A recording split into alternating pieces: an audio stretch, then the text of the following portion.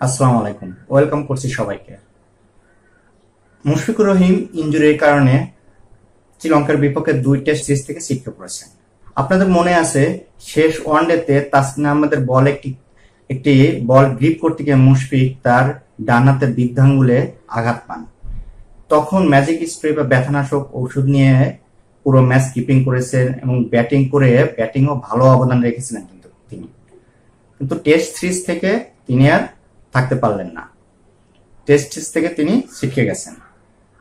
তার জায়গাতে দলে ডাকা হয়েছে তাওহিদ হৃদয়কে। আপনারা জানেন তাওহিদ হৃদয়ের এখনো টেস্ট অভিষেক হয়নি, তবে এর আগে 30টি ওয়ানডে খেলেছেন এবং 14টি টি-20ও খেলেছেন বাংলাদেশের পক্ষে। আর আপনার প্রথম শ্রেণীর ক্রিকেটে এ পর্যন্ত সে 14 ইনিংস ব্যাট করেছেন। তার ব্যাটিং গড়টা যথেষ্ট ভালো, 48.সামথিং। এখানে তিনি 3টি সেঞ্চুরি করেছেন এবং 5টি হাফ সেঞ্চুরি করেছেন।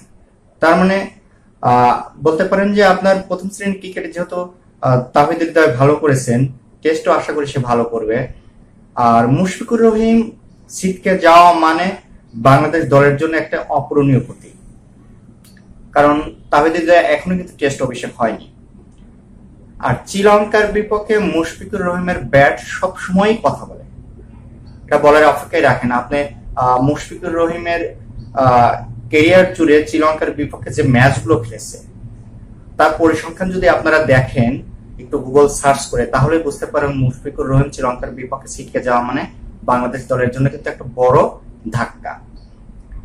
আশা করি তাওহিদ হৃদয় তার জায়গাটা নিবে এবং ভালোভাবেই নিবে, কারণ তার প্রথম শ্রেণীর ক্রিকেটটা ভালো খেলেছেন। 48 গড় আছে, সেখানে তার 48.সামথিং। আর 3টি সেঞ্চুরিও আছে, 5টি হাফ সেঞ্চুরিও কিন্তু তার এর সঙ্গে যুক্ত আছে।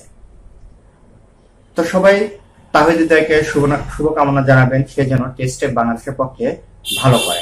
আর মুশফিকের জন্য সবাই দোয়া করবেন, সে যেন দ্রুত তার যে এই ইনজুরিটা রিকভার করে দলে আবার ফিরতে পারে। আমার সঙ্গে এতক্ষণ থাকার জন্য ধন্যবাদ।